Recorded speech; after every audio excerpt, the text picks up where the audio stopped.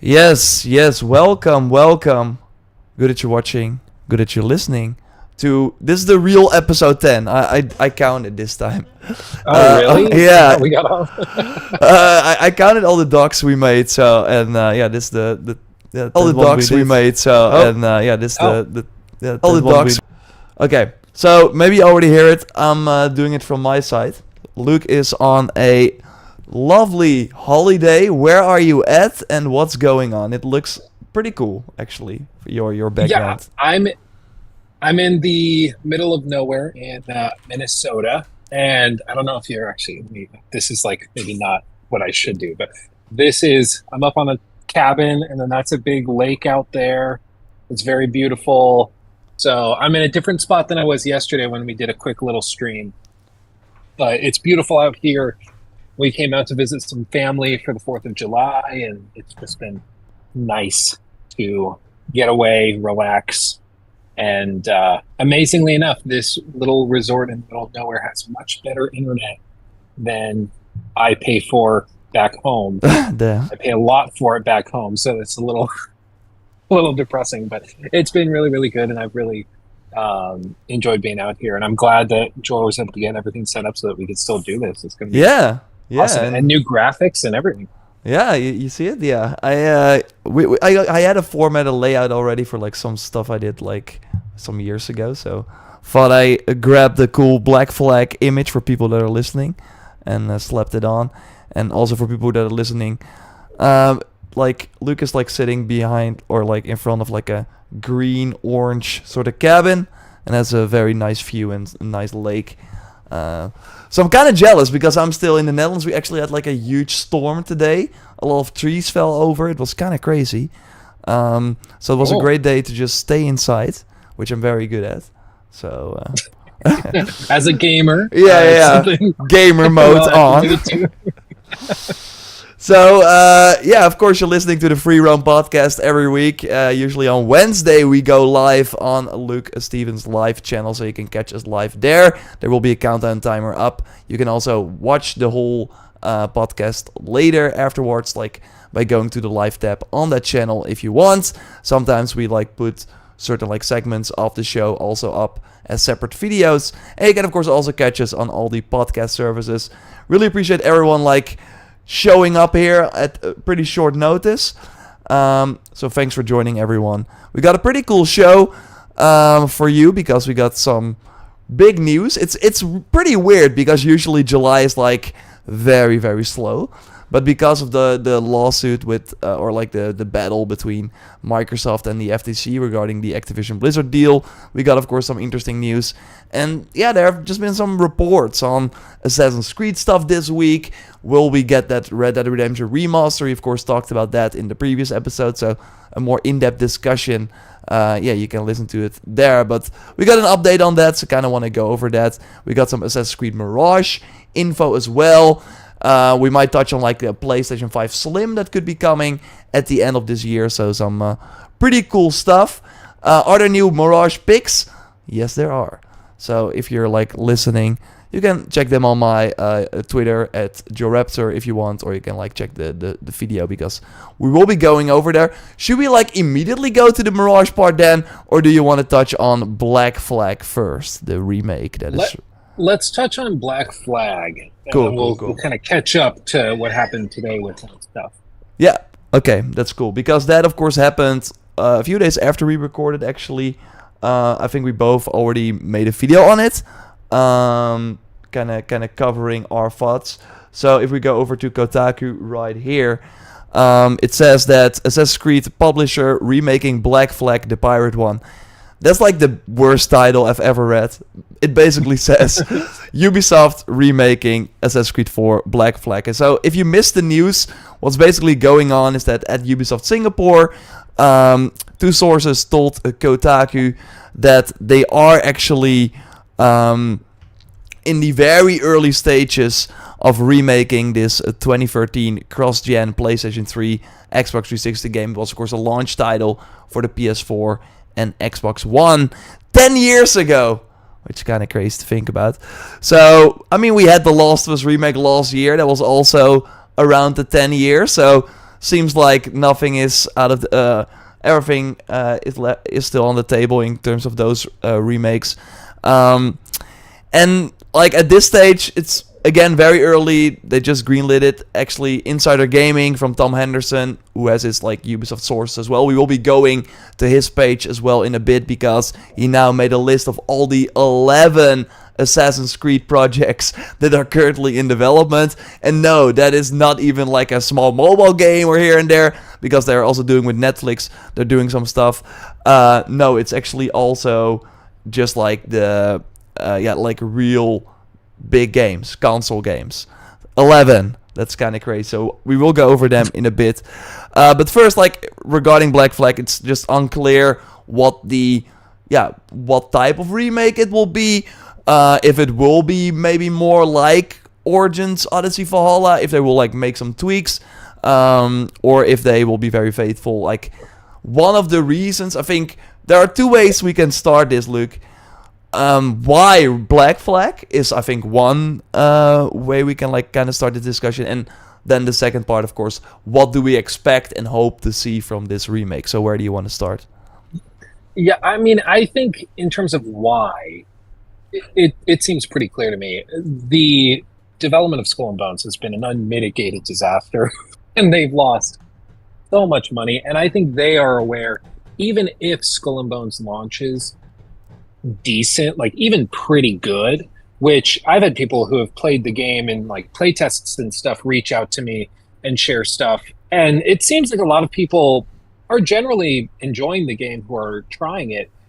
But even if it's moderately successful, I don't think it recoups a decade's worth of development costs. So I think Ubisoft is at the point where they are fully aware it's not going to be a profitable venture. So they're trying to find ways that they can use a lot of the stuff that they've built for Skull and Bones in other projects, which is something Ubisoft, to their credit, is very good at doing. They're really good at sharing work from different studios and kind of piecing it together in different ways.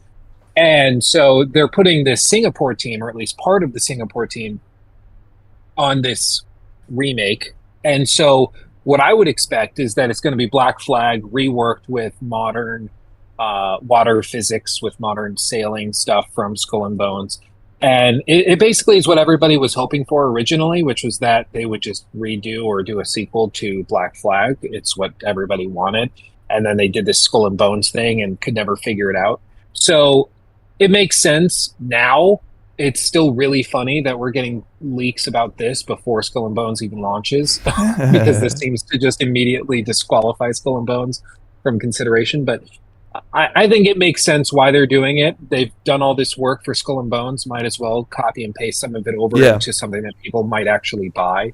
And as for what I'm hoping for, I would hope for something a little more transformational, something that not just updates textures and things, but I would like a more robust sailing system. I would like something that is not as, like, you know how in Black Flag, it's from that 360 generation, so every single city you go into, and if you go into Kingston, there's a loading screen from when you go into the harbor, and then there's like big areas are hard gated as you load in and out.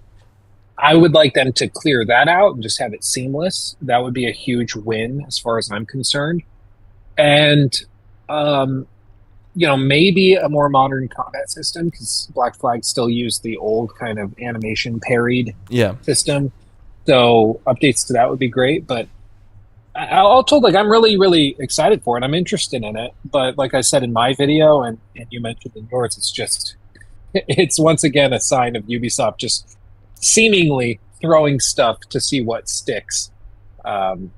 And maybe this will. We're just gonna have to wait and see. But it's still years out, to be fair. They said they're super early. Might come out before Skull and Bones, though. We will never know. You're not wrong. I mean, because I think it will be interesting to touch on Skull and Bones for a bit, like after our Black Flag discussion, because they kind of go in kind of give an update on what the situation is. Because right now, Ubisoft Singapore, like, they of course worked on Black Flag already, like on the CTAC. Then they did like a huge part of the Origins map and the sea and sort of the naval missions for that game. They did a big part of the Valhalla map, the Siege of Paris DLC. So they've been working on a lot of Assassin's Creed stuff. So it makes sense that they, after Skull and Bones, would do more Assassin's Creed stuff. And I think this, like you said, makes a lot of sense because they're probably looking at the pre-order numbers for Skull and Bones right now and thinking, we spent 150 million on this game. It has been in development like 2007 is when they announced it. It's like they spent a ton of money. Like Singapore's a big studio. So yeah, I think looking at hopefully like applying some of the assets and work they already did into a remake makes a lot of sense. And I personally hope that, because we see that for Mirage as well, obviously it's kind of different because Mirage is made with the Valhalla tools, so it makes sense that the combat is kind of similar to that, although we still haven't really seen the sort of hitbox-based system. They now, in the Mirage gameplay demo during Ubisoft Forward, made it kind of feel like the old school thing, where Basim was like countering and then like one-hit killing enemies. And I'm sure that's, of course, one big part of it. But there will also be like harder enemies where you actually, I think, have to slice a few times to take them out, similar to a Valhalla. So I'm still like curious to see that. But I would not be surprised if they implement that combat system into this remake. That would be my bet. But overall, expecting some sea upgrades because, again, that's what Skull and Bones is focused on. So again, we say this is gonna be a few years out. So what I want to do is I want to go to Insider Gaming because they've been like really on top of all the Ubisoft rumors. They really actually were the first ones to actually also talk about a few of the games that actually were not like, we of course had the Assassin's Creed Showcase last year, and that's where we heard about a ton of games. But seems like right now, and this is really my interpretation of it, they of course did a lot of like battle royales and free-to-play games, but it seems that all these studios right now are making an Assassin's Creed game instead, which is kind of crazy. So if we look at this schedule that I put on the screen right here, it says, Mirage, of course, coming October 12th. Then we have the Nexus VR game, which should still be coming out this year for Oculus. Then we have Codename Jade, the mobile game that actually got a technical test going on right now. So that's the China game, Odyssey inspired, actually trying to get into that technical test. So I'm kind of curious about it. I think it looks pretty cool. Then we have Red, the Japan game, of course. That is, source suggests it's 2024, which I think makes sense. That's from the Odyssey makers. Then we have Hexe, the single-player game from the Valhalla team that is expected in either 2025, 2026. Then we have Invictus, the multiplayer game from the For Honor team and some Rainbow Six veterans, 2025, 2026. And then we get into the far out, hey, you go make an Assassin's Creed game as well with Nebula. I think that's the Aztec game from Sofia. That is still like in the concept prototype phase. They have like a co-op multiplayer game. So where the Invictus should be PvP, this should be co-op. Echoes, a sort of multiplayer game with the cloud tech. So it should like have a lot of players in one map. Then they are already like discussing internally a potential sequel to Nexus VR. And then we have the remake of Assassin's Creed 4 Black Flag.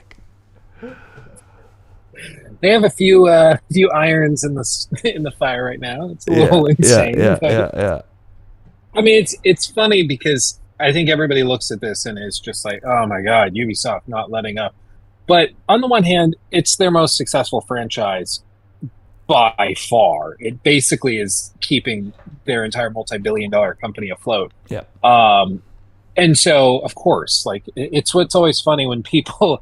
It reminds me of when Todd Howard was asked, "Why do you keep re-releasing Skyrim on every console generation at full price?" And he's like, transparently, because people keep buying it. If you stopped buying it, we wouldn't do it. It wouldn't be worth it. But if people keep buying it and are interested, then of course we'll service the customer and give them what they're looking for. And in this case, Ubisoft is well aware that Assassin's Creed is hugely popular, and just because really hardcore gamers or hardcore AC fans like you and me might start to get a little, I guess, fatigued with just constant annual releases in different genres, different platforms, and things. The average consumer might play one of them a year. They might play one every other year. So in a lot of ways, Ubisoft's new strategy is not to just put out an Assassin's Creed like Odyssey or Origins or Valhalla every year, but rather to do something that appeals to a different niche every 6 months or so. And that could be very, very successful. I mean, other companies have had success with like Call of Duty Mobile, which is freakishly huge. And, mobile ports of their big games, then trying to spin off into different projects. So I would guess that this is probably pretty successful. And it's going to turn Ubisoft basically into a company that's almost seemingly entirely focused on AC with other projects on the side. Yeah. But after years of experimentation and a lot of botched projects on the side, like Skull and Bones, I think they've just learned that they're probably better off sticking to what they know is successful. And it's been kind of the way for the industry now as well. Like you said, with Activision basically being a Call of Duty factory, Blizzard now only focusing on Diablo, Overwatch, and World of Warcraft. Capcom, of course, they also rotate out their most successful franchises, Resident Evil, Monster Hunter. Of course, they're trying some new things, but you totally see for things like Exoprimal, they're not like bringing out the big budget, right? Sony, God of War, Horizon, Ghost of Tsushima, those are the big titles, Last of Us, that they're focusing on. So it's kind of the way forward, because what we talked about a week as well, with like the budgets for these games, Sony exclusives costing like upwards of 200 million, they have to sell at least 6 to 8 million copies to be even profitable, with the marketing of course being huge for these games as well. So yeah, it makes sense for Ubisoft to go focus on Assassin's Creed. Although, yeah, it's going to be interesting. Like I also said it in my video, but I think having a remake of the first Assassin's Creed would have been perfect in this sort of in-between time, where now, when Mirage launches, for the first time ever, we had 3 years from like Valhalla to Mirage. That's like the longest gap we've ever had. So having a remake between that would have been great. I am worried though that by the time the Black Flag remake comes out, that we will be swimming in the Assassin's Creed content already, because they also want to, instead of just launch a game and forget about it, which is going to be the case for Mirage, like Red will have like a 3-year post-launch plan, because they wanted to have an even longer post-launch plan than Valhalla did, which was 2 years. So that's gonna get a ton of content. Like that could be your only game probably that you play. And then they have the PvP game, the mobile game. So I'm curious because I do think that even though there are fans of certain Assassin's Creed games, like some people like the older ones before Origins, some people like the RPGs, I do think that there are still a lot of people that try to get everything because they like the lore and just the historical settings and want to get all the sort of Easter eggs. It will be hard at one point, because I don't think every Call of Duty player plays COD Mobile. Like, I think that's a completely separate audience. So yeah, it will be very interesting. I just don't hope that by the time, like all these projects that are starting now, that by the time they eventually come out, that everyone is already sick of Assassin's Creed. We will see though. I gotta say, I do think that there will not be any naval stuff happening until this Black Flag remake, which is interesting. Yeah, I think they kind of realized when they did. It was weird, frankly, to go from like Origins, which had like they had a couple of missions where you're on the big with Aya, with Aminet. Yeah, with Aya, they had a couple sequences like that, but like for the most part, the only water stuff you're doing was on the little kind of hand steered boats. And then Odyssey comes along and it's just totally overhauled. It's like Black Flag on steroids, and then they went to Valhalla and they just totally like walked all of it back. And I understand it's a different setting and there's different stuff involved, but it felt like a total just slashing of features and things. And I think that they are just realizing like there are people that love, like I love naval games. I love games where you can command ships and stuff. I just love the water. I mean, I'm on a lake right now, like drove the boat around for like 5 hours yesterday. I love it, but there's only so many games that you can play at one time that do that. And there is a little bit of fatigue that goes along with a game, well, specifically game features. And I think that's the biggest thing that's going to be a test for Ubisoft in the next decade is it's fine in a franchise if you have a lot of projects going on, but if the feature set, if the gameplay is all samey, that doesn't work. Like even if it's on mobile, but it's basically just Odyssey, that might appeal to a different audience. But for people that already played Odyssey, that mobile version of it is probably just going to be the same game, but with severe limitations because of the platform. So they're going to have to really focus on how to differentiate the gameplay loops and the combat and everything from release to release to keep things fresh. And again, I mean, I'm sure they're aware of this. It's if you have thousands of people working on 11 projects like this, I'm sure eventually they start to brainstorm this stuff and try to come up with solutions to it. So I'm excited. I mean, as an Assassin's Creed fan, there's going to be a lot to munch on, and maybe in 5-6 years we're going to be looking back and like, oh my god, we're so naive. maybe like, oh, we should have known it was going to go terribly, or maybe it'll just be the new normal and AC will just blow up bigger than it ever has been. Either way, it's going to be interesting to watch. We learned also, I think in May this year, that there are right now 2,000 developers on the series, but that will change over the next few years to like 3,000 almost.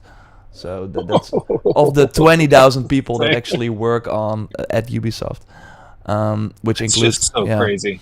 Yeah, that's kind of crazy, but it's the same as Call of Duty, and Call of Duty is launching less games, but of course more substantial updates, etc. But yeah, I think they learned from that, especially with Syndicate, right? That or actually Unity was also like one of their learnings. I think they had a GDC talk about that once, where it was the first like next gen game, and in terms of visuals and the crowd density and stuff, it was like really a next gen feeling game, but it also did not do enough to push the series forward, which was of course what Origins did. So that's why for the first time ever they had this 1 year gap instead of the yearly releases. So I think right now they know, okay, we can't release the quote-unquote same game every time, because that at one point it was feeling samey with these older style games. So yeah, that's why they are now doing, okay, you Odyssey team, you are the RPG studio, you will be doing those types of games. I hope that the Mirage team, if Mirage is great, can get like a bigger budget and work on a real like new sort of old school AC title. So we have that one in 2028 or something. So they can really like fine tune that. It will be awesome. It's gonna be interesting, and like I said it before as well. Before we move on, like even if all the other games like fail, I still think that, for example, Red and Hexe, the big mainline titles that we would otherwise have gotten as well if Ubisoft did not go as crazy, I still think those will be great. So I think everything else is gonna be kind of extra. So yeah. Well, and another thing that just occurred to me now with you referring to, like they basically are setting each team up to focus on a particular subgenre of the franchise, which might not sound like that big of a deal, but like you think of the team that did Syndicate, they moved on. I believe after that, their next project was Odyssey, right? Yeah. So they moved from Syndicate to Odyssey, and if you look on paper and you compare like design structure, the maps, the gameplay loops, totally different games, other than they're like open world and they share some lore. And the big benefit of having a studio that specializes, you guys make the RPG for this franchise. You guys make the really cool narrative ones. You guys make the ones that appeal to the stealth fans. That like acquires talent and attracts talent that specifically want to make and specialize in those types of projects. You're not going to hire one of the world's foremost like developers on stealth level design or something, somebody who used to work at Arcane, for example, on Dishonored. You're not going to hire him to the team that's working on the next like big RPG version. You're going to hire him to the team that specializes in stealth stuff. And that is going to help them really specialize, where each game is not going to feel like, frankly, what some choices, design choices in like Origins and Odyssey and Valhalla felt like, where it felt like people that didn't really make open world games or RPGs were trying to make RPGs. So there were just weird choices made, but rather you're going to have teams of people that specialize in this and really know what they're doing, working on them.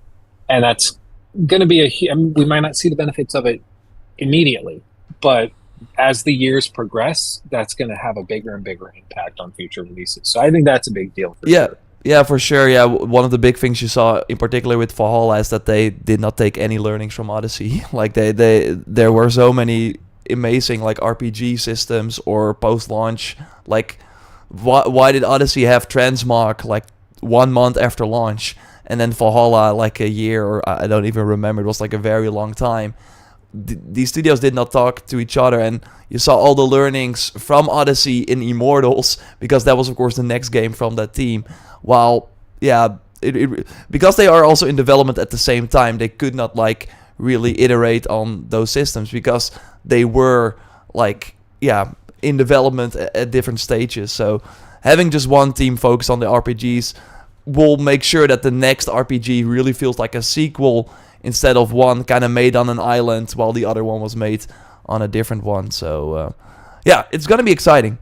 We will see. Next year, Red, but of course this year we have Mirage. And like we already said, we got a new screenshot. Oh my god. And there's like a 2 in the top right corner. We got 2 skill points. Why are you not spending them? I don't know, but that's kind of where we're at. So yeah, for people that are listening, we see Basim in, I think, the bazaar of Baghdad, walking around. We see some NPCs on the street. Not a lot, but some varied looking ones. And then Basim has like a sort of, I think he's like looking at a sort of, what is it, an orb or something, and he can like interact with it with the very familiar Valhalla prompt. And so what they basically announced is a codex feature. So what they are saying here is the history of Baghdad will be integrated into the main game, similar to the database of the earlier games, and it's tied to player progression with an in-game reward for Basim once completed. So basically, if you like explore Baghdad a lot and find all these sort of hidden data points, they can actually get a reward as well, which might be like, it kind of reminds me, and I'm getting kind of ahead of myself, it kind of reminds me of like the Discovery Tour from the older games, but that it's now just launching day one. And for those games, you also had like a bird skin or something after finishing that, or actually completing that. Maybe it's like an outfit. We will see. As Basim visits 66 historical sites throughout Baghdad, players will unlock research-driven articles that dig into information across 5 topics: economy, belief and daily life, government, art and science, and court life. So we have like a first ever look at the Mirage menu as well, where we like see how this codex menu works. So we see the 5 different topics here. You can like click on them, and then you will see multiple. So for example, for economy, click on it, and then you will see like different tabs saying bazaar, camels, or it's like is it like, oh, it's actually the court life. It's kind of unclear, but either way, you will just get more information about the things you found in the world, which is kind of cool. Before we touch on the rest of the sort of menu that we see here, because there are some takeaways. What is your thought on this system and the little that we know about it right now? Yeah, I mean, like you said, it basically feels like the Discovery Tour, but implemented directly into the game, which I think is a great addition. I mean, it's always just baffling how much research goes into the development of these games that you never really see. You see the like after effect of it. You see the work that was done with that knowledge and all that research, but you don't see like all the stacks of paperwork and books that the designers read and the writers read to get an understanding of it. And so I've always really appreciated the discovery tours just because you get to see a guided walkthrough of each of those sites that they recreated, and they give you an understanding of how well they were recreated and how much detail went into them. And it just seems like they're now trying to integrate it directly into the game. And maybe they'll also do a discovery tour afterwards as like a DLC or something. I have no idea, but I think it's cool. I find this type of stuff fascinating, so I think that's awesome.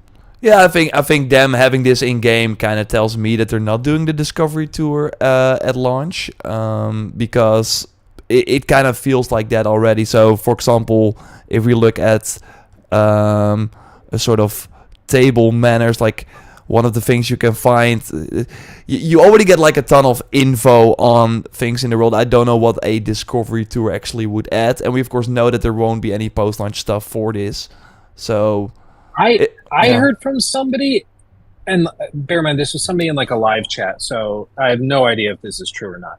But I heard from somebody that the reason that they were doing discovery tours and could justify the expense of doing it was because they were getting from certain governments grants because they could classify them as educational, blah, blah, blah, used by different school systems and stuff. I don't know if that's true. I've never thought that the Discovery Tour would be a profitable venture to have a team work on that for however long to get it to the point where you could integrate it into the game. But either way, I mean, if the Discovery Tour was just prohibitively expensive and this is the version of it we get, that's awesome. If we end up getting a separate Discovery Tour, cool. I just like to be able to see more about this world and to find out how they went about putting this thing together, because it's never as straightforward. And I think some people just assume that they just kind of throw stuff together. No, there's a lot of work and research that goes into this. Yeah, and it's actually cool that while playing you can, because the Discovery Tour always came kind of too late for me. I did think that for Valhalla they tried to make it a bit more appealing by having sort of story that you could like follow, and then you could like through, it was like more infotainment as they like to call it, where you would just like be following the story and then learning along the way. And you would also have, I think, no combat of course, but still like some gameplay elements. But this is pretty cool that while walking through Baghdad, it might like add a lot of playtime as well. We of course know this game is going to be smaller, it's cheaper as well. So if you're really into this historical stuff, you can immediately like get it, like learn about it instead of going into the game 3 months later, maybe doing one round and then kind of being done with it. So I think it's a nice touch, and again you get a reward for it as well after completing everything, and there's a lot, so strap in. 66 historical sites. Yeah, I mean, one of the other things we learned, just to kind of shift forward from the menu that we got, that struck me, and maybe this isn't a big deal, but if you put that back on screen, just to describe it for people listening, it's, a basic collection of information under a tab labeled codex, but in the top right, there's a very large prompt for you to pull the right trigger as quick save. And that to me was kind of surprising. And I know like this is the definition of video game journalism, speculation, blah, blah, blah. But I mean, I just think it's so fun. But for me, when I see a quick save option, I immediately think the only reason you implement that into your game is because you're trying to give players the chance to experiment and do stuff that might be risky, that they wouldn't do if there was like a serious punishment for failing at. Like, it's really popular in games with hard skill checks, or with something like Fallout 4, where you want to go and see if you can blow up this main story character, and so you quick save and then give it a shot. Or in the case of stealth games, you want to see if this different approach to a situation is going to work, so you do a quick save and then you try that risky approach and see if it works out for you. So I thought that the fact that they make it so it's basically 2 button presses. You pull up the menu and then right trigger to quick save. That to me struck me as a big design choice that is very interesting because I don't recall, maybe it did, I don't recall Valhalla or Odyssey. It had one. It had one. Valhalla, yeah. In the weapon wheel, if you like the big weapon wheel, if you would like pull that up, I think you could just press a button and then it would quick save as well. Only when you were like in a restricted area or in combat, you obviously could not do it. But I do agree that it's interesting that it's like really in your face this time, because for Valhalla you kind of had to know that it was there. But for here, it's like, okay, you're just scrolling through your tools, your inventory, and there's constantly that quick save button there. And maybe that's what they mean with, because there was also during IGN's Summer Game Fest interview with Sarah, the narrative director on Mirage. She was saying like that you could replay missions. But I don't think it will be like in the traditional sense that you can go into the menus, like the sequence, and then replay that. But maybe she means that you can just very quickly and make a lot of like these quick saves. So that way you can like go back to that because it's like from 10 minutes ago and then retry the mission again. And see like the different, because there should be like multiple ways to assassinate a target or approach a target, that you can like try it like that. Maybe that's why it's there. Another interesting thing is that there's no store, no Animus store whatsoever in this menu, which is good, right? Because for people that are listening, we have the left trigger on the left top left, which it says menu. I think that's like for the settings probably. Then we have like the tabs. We have tools, so we can probably see our tools there. We can't upgrade tools from the menu. We actually do have to go to a Hidden Ones bureau for that. What we also saw in the Ubisoft 4 demo. There we have inventory. I think that's where we can see our outfit, select a die for our outfit, and select the weapons. Then we have the world, which of course the world map. Skills. So there should be, I think 15 or so skills is what Jonathan, the French YouTuber, said, who has been right with a lot of his leaks. And then we have the codex. So it's pretty, there's not a lot going on. It has everything you need. And then again, top right, quick save.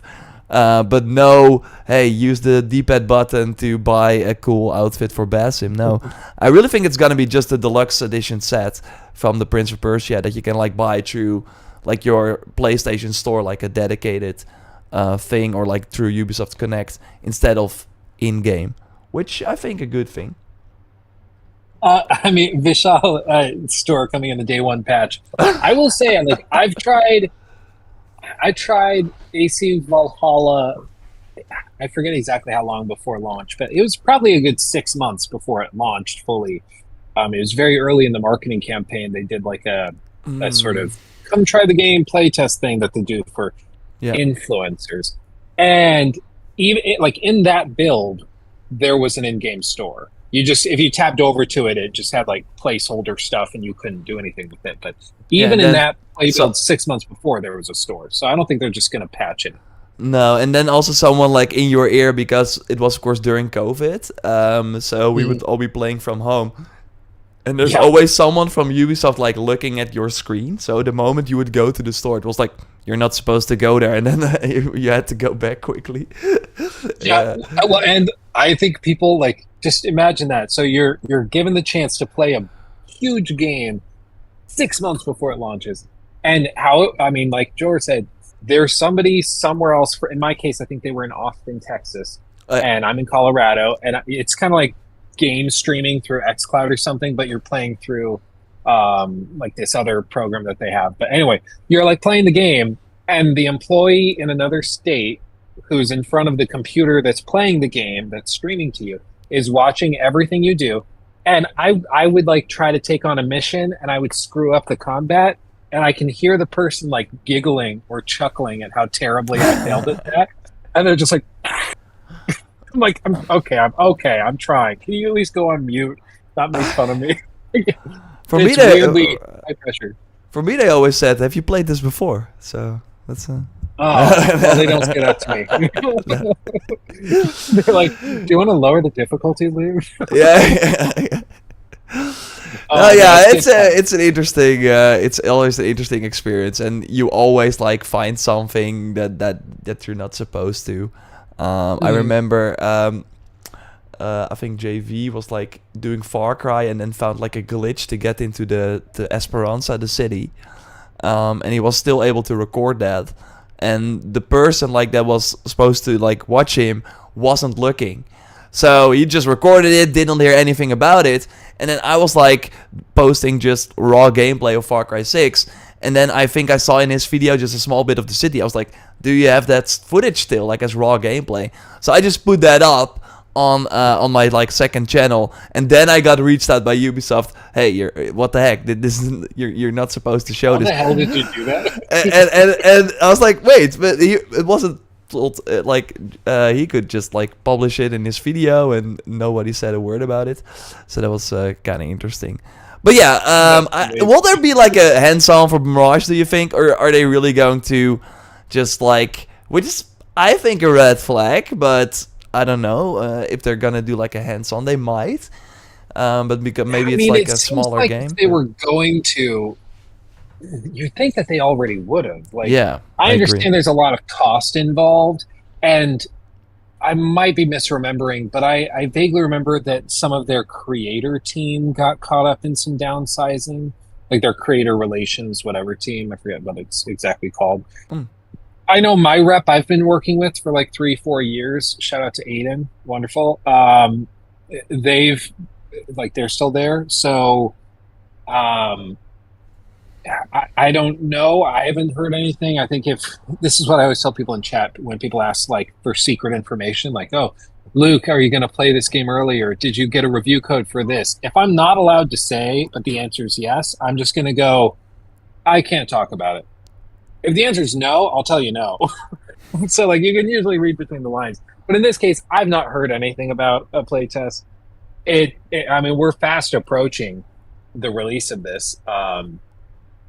And the other thing is, it's expensive to put demos together. It's time consuming for the team. And so, if the only reason it would be a red flag or concerning is because Ubisoft has in the past done playtests for most of their games, even like Far Cry 6 had playtests, and of Yeah, course, X all their Defiant and all big those. games. Yeah, yeah. Yeah, so I don't know what to make of it. I do think it's weird that they haven't tried to be more transparent with gameplay. It was really freaking weird that they announced the game with an adults only rating, and then they said that was a mistake, even though the adults only rating was rendered into the trailer, and then it's delayed in like a few times, and then they go and they don't show any gameplay while they're accepting collector's edition sales, and the whole thing has just been a little weird, I mean, that and it has might be a always been the new, case with the collector's editions. It's like their new. They yeah. always do like cinematic trailer, gameplay screenshots, see you in half a year, and then they show gameplay. That's kind of their new tactic, which I've been doing for every game now.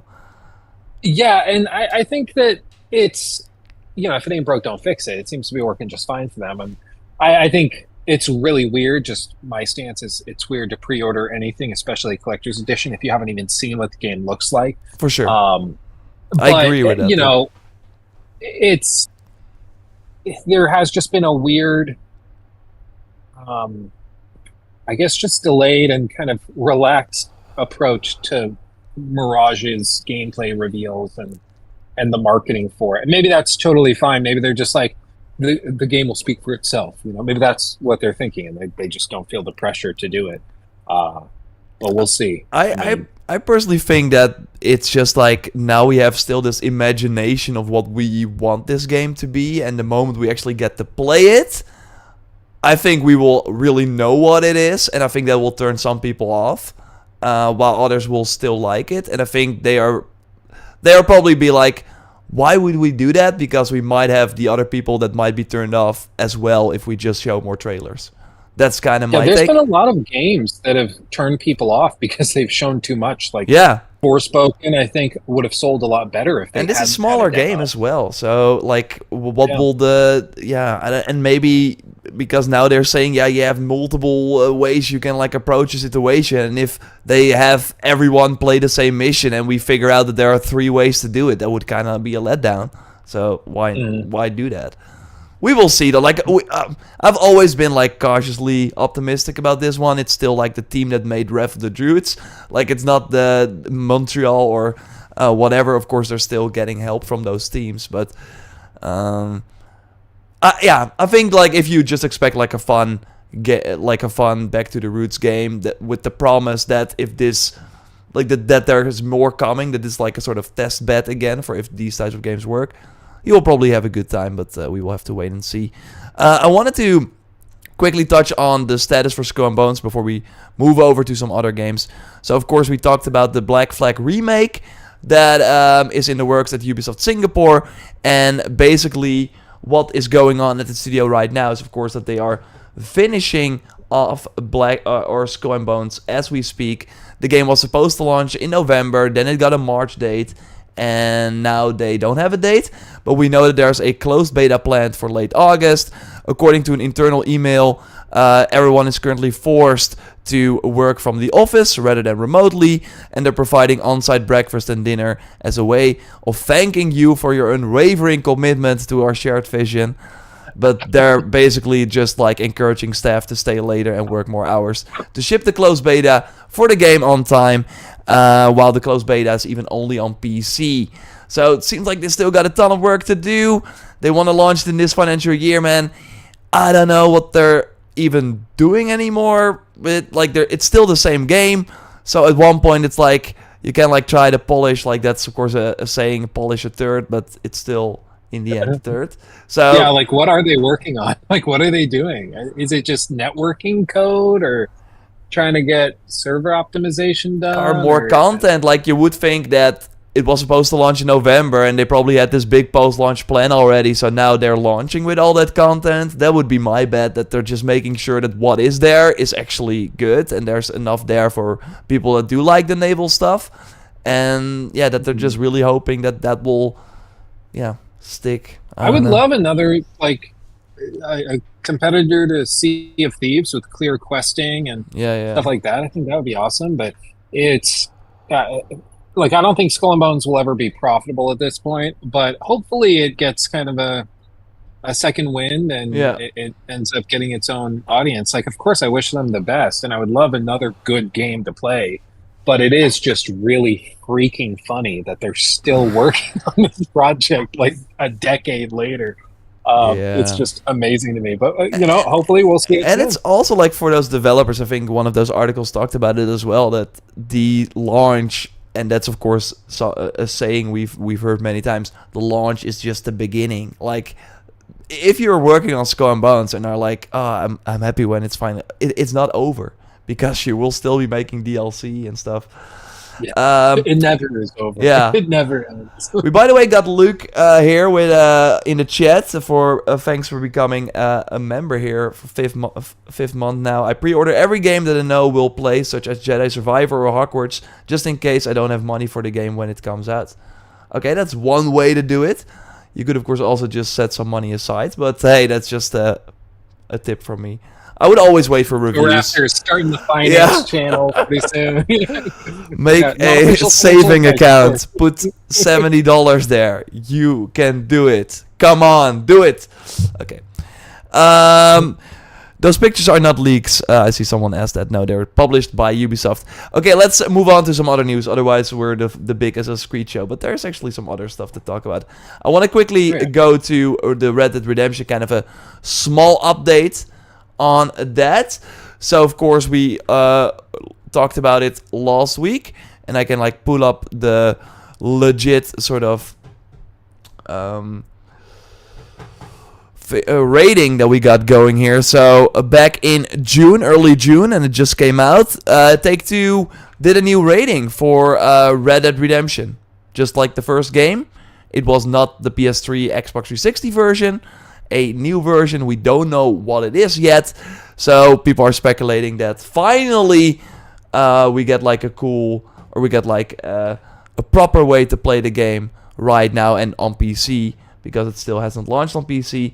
And kind of the update right now is that actually we already touched on it last week, that I said, hey, in the next 3 years, Take-Two expects to launch 6 new iterations of previously released titles. Well, it turns out that for this current financial year, which is 2024, they have 2 of those planned. And yeah, high chance that Red Dead Redemption is one of those. So yeah, it's getting more and more likely that something with that game is happening.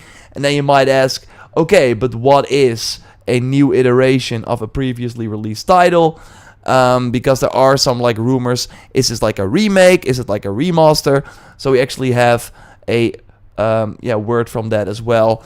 And here it says that from Ben over on Twitter, he outlined this. So a new iteration of prior releases, according to Take-Two, it includes ports and remastered titles. Sequels would not fall into this category, so they don't mention remakes. It's probably going to be a remastered version of that 2010 game that will just look on par with, I would argue some PS4, late PS4, maybe early PS5 games. That would be my bet. Right? Luke, hello? Yeah. Sorry, I stalled out for a second. That gave me a heart attack. They apparently have a lot of stuff in the works. 2 new projects. Red Dead's probably one. Like, usually where there's smoke, there's fire. There's a lot of smoke coming out right around this time. Nobody's coming out and clearly denying it, like they've done with other rumors and things. So yeah, good point. I wouldn't be surprised if this is true. I would not go about pre-ordering anything that Take-Two remasters. We all know how the Grand Theft Auto collection went. So as much as I would love, and I would just be so excited to have a chance to play Red Dead on like PC, or even just a reworked visual version on consoles or something, I would look at this very skeptically. They do not have a good track record recently with these things, and maybe they learned their lesson, or maybe they're just looking for a quick cash grab. Who knows? But I would welcome it. The fact that the original Red Dead is still so hard to play now. Like, if you want to go play Red Dead right now, you pretty much have to go try to get an Xbox One, and then I think you can play it with a disc. I don't know, it's been a minute since I did it, but it's an ordeal. It's not just something you can hop on the store, download, and get going. And that's just wild to me, because it's still an incredibly popular game with a huge fan base. It's just easy money for them to just port the damn thing. Yeah. And it seems like they're finally getting around to it. So, what do you think the price will be? I think that they probably launch it. If it's a remaster, I think the $50 mark is just comfy. They dodge a lot of crap around it, and it's still a good chunk of change. And I think that's a more fair value proposition. But if it's an actual remake, and I've seen some people reporting that it is not a remaster like the definitive collection for GTA, but it's rather a remake using tools that they used in Red Dead.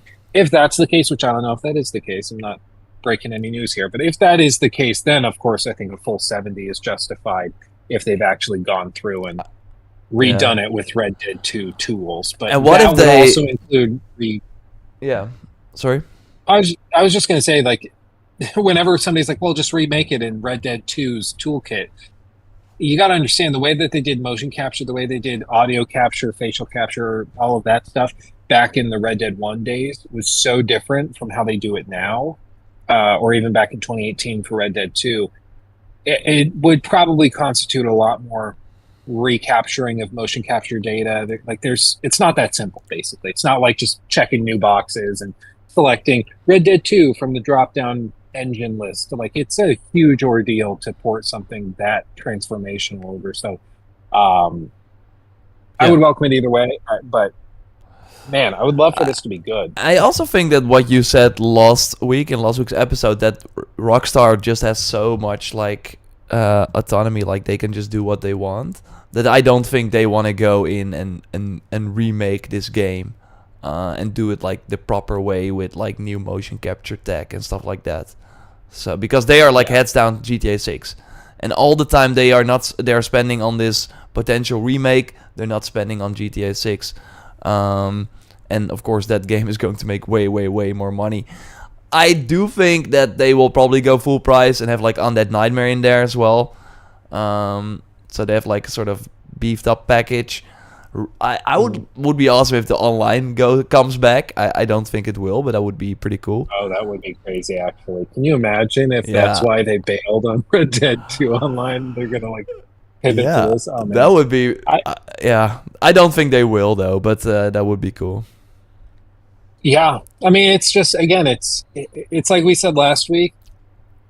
To us, it's easy money, right? It's easy money for them to just port Red Dead 1 to the store and just sell millions and millions of dollars worth of copies. But like you said, they have other things they can do which will make way more for the same effort. And that's the difference. Like if you are somebody, I mean, I guess you can even say this as like a YouTuber or a content creator. I could spend an hour making like I don't even know, like a cooking video or something. And like, yeah, it'll make money. Yeah. Sure, I guess maybe like $5 in ad revenue or something. Or I could spend that hour making an I tried video that is in a different category of content. It's a different thing, but I know that series, that type of video is going to make way more money than that thing. It's true, this will make money, but this will make way more money for the same effort. And so at that point, it's not actually dumb or stupid of them or of anybody to ignore or not do this thing, because this thing is just a way more effective use of your time and your resources.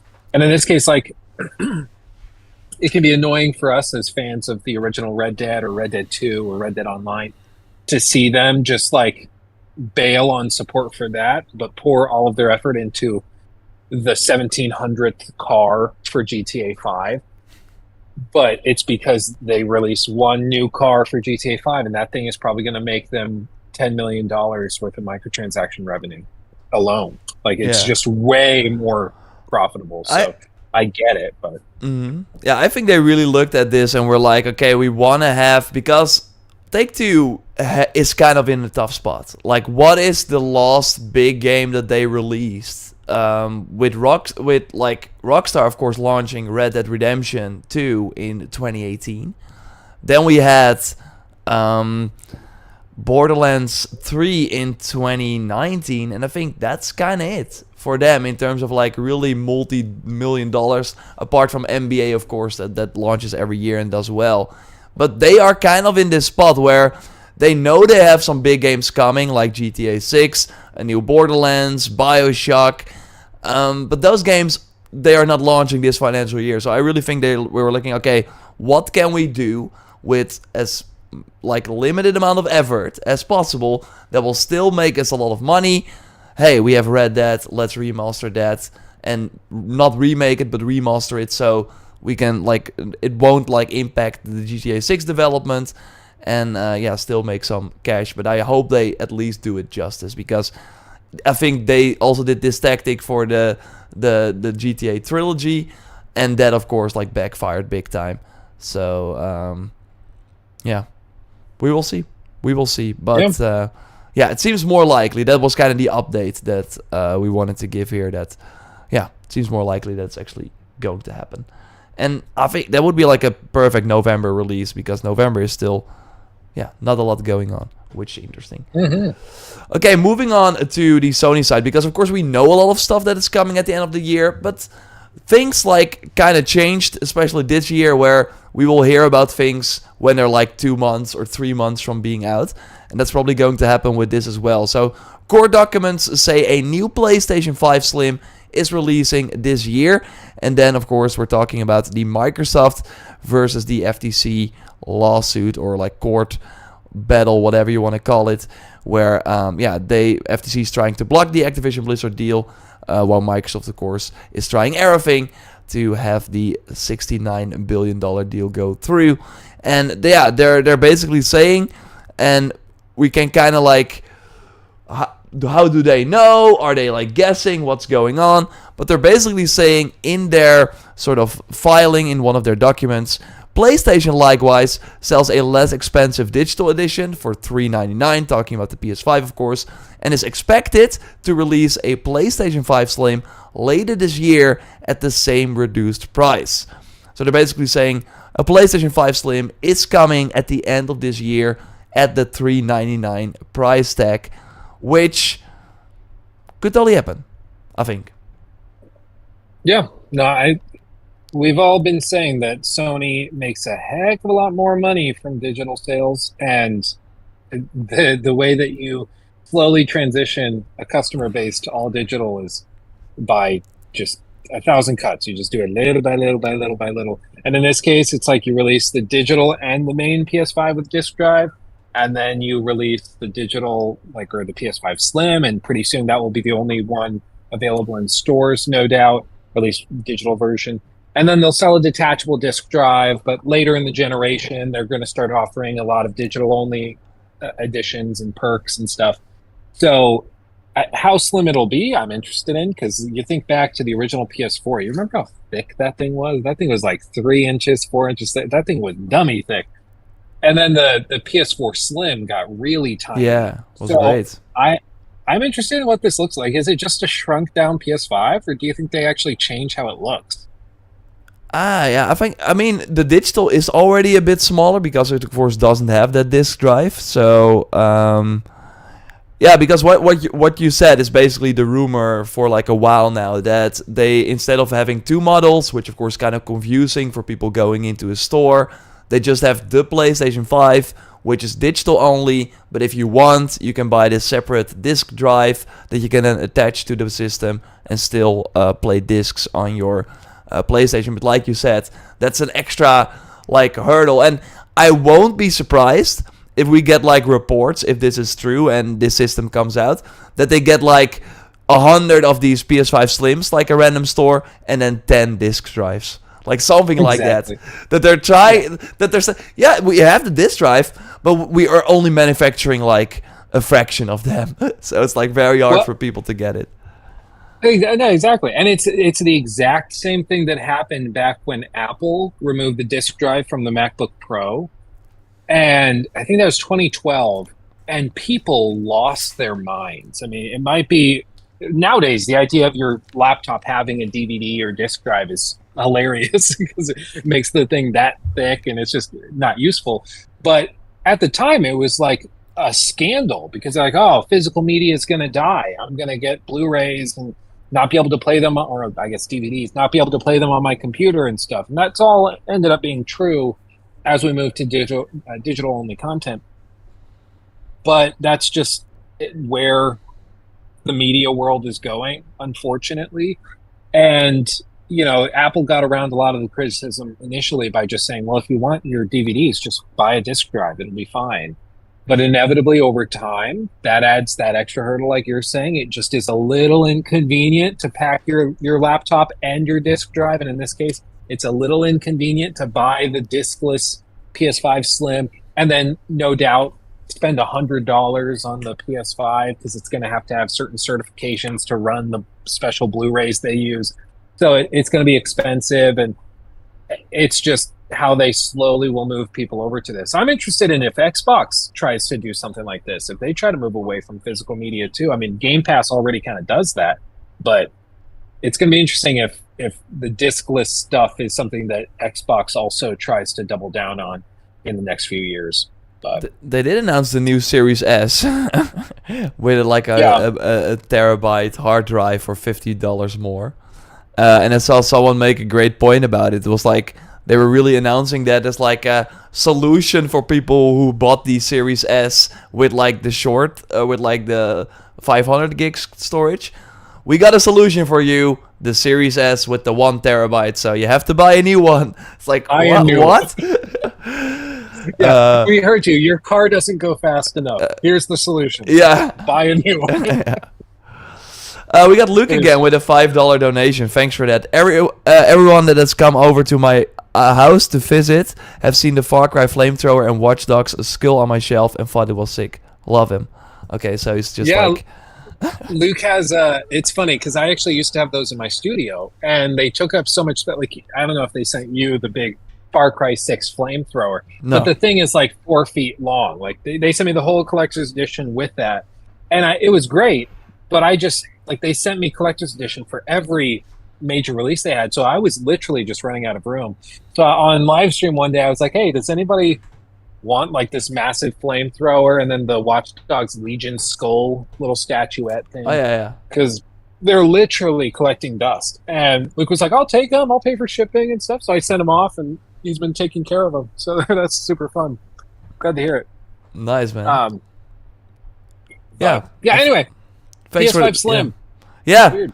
And then probably next year PS5 Pro. That's probably going to be how they're gonna do it, because that would be halfway through the generation. Do you think they're doing pros? Do you think, Yeah. because if Sony's doing one, Xbox has to. I Yeah, don't but- think that they will. It was always the speculation that Xbox would have like more iterations, because they really called it like similar to how iPhones like kind of do their thing, like series, so you could like really add something else to it. But I really think that maybe their whole thing changed with how they're just more focused on services and the cloud and stuff like that, instead of selling you new consoles. So, but I totally think Sony will do it, because that just makes sense for their model. Like they're still in the business to sell you consoles, and if the PS5 Pro has the performance and quality mode combined, I think that's already a big selling point, and more ray traced features. And even though a third party won't really utilize it, they will still have a lot of exclusives that will. So yeah, I think it will be. Can't wait for Jedi Survivor on PS5 Pro with 30 FPS. Like that better has like a stable 60 though. But yeah, we're already seeing like these next gen games struggle to even hit 60. So Yeah, it's all just a matter of prioritization. I thought that it was really dumb for Jedi Survivor to try and build in some ray tracing stuff. And what was the other game that came out recently that did it? Was it Final Fantasy? I don't know. There's been a handful of other games that have tried to like ship with ray tracing, at least like shadows or stuff in day one. And I just don't think to me, it's more of a gimmick on console. Overdrive, like in Cyberpunk, that ray tracing is actually crazy and looks crazy. Yeah, he's good. This is Mrs. Baby, Mrs. Wife and Baby. Sorry. This is the little one, hello. 2 weeks old. Hello. Yeah, hi fella. Hi fella. Anyway, Lockie's still passed out. But yeah, it's just, I think like all of the Pro consoles, they're all going to sell like hotcakes. Maybe not the Xbox One, but the PS5. Like I've said before, PlayStation is the Apple of the gaming space. Yeah. They have that same niche of appealing to people as the premium hardware provider. It's almost like a social status. To have the PS5, at least it was for like 2.5 years. If you had a PS5 while they were difficult to get, then that was something really cool about you. And so I think when they launch the Pros, it's also going to sell really well. And as for how practical it is, I probably not very practical. It will probably be even bigger, looking at the PS4 Pro versus the PS5, regular PS4. It's just two of them duct taped together. Yeah. That's going to be crazy. I think we're going to end the show here. I think we covered everything that was like kind of... it's again July. We still had some fun news, but I think so you can also go back to the family on your holiday. I think, we covered everything. So... Yeah, absolutely. I appreciate it. I appreciate you running the show from your end. Sure. This week. No That's problem. wonderful. It's very nice to be able to chat with all of you guys and to go through some gaming stuff. Thank you to Luke for the super chat, for rejoining the membership, all of that. That's always super appreciated. And yeah, for a slow month, there's actually some stuff to talk about, which is Yeah, nice. We will see what happens next week, but we will be here. So, of course, hit the subscribe, check the podcast out as well. Like us there, give us those 5 stars. That would really help us out, Spotify or wherever you get your podcast, of course. And, Luke will chill out near the lake, maybe do some swimming, or what are the plans? Yeah, How long will you stay? Probably go on the boat, go nice. maybe fishing. Look around. It's just really nice today. It's like 70 out. It's just relaxing. It's calm. So I'm going to go enjoy that, spend some time with the missus and the babies, and Great. it's going to be a good time. So Yeah, sounds good. We will be back next week. Thanks for listening. Thanks for watching on the short notice. And we will be back. So goodbye. Absolutely. Much love, everybody. Bye-bye.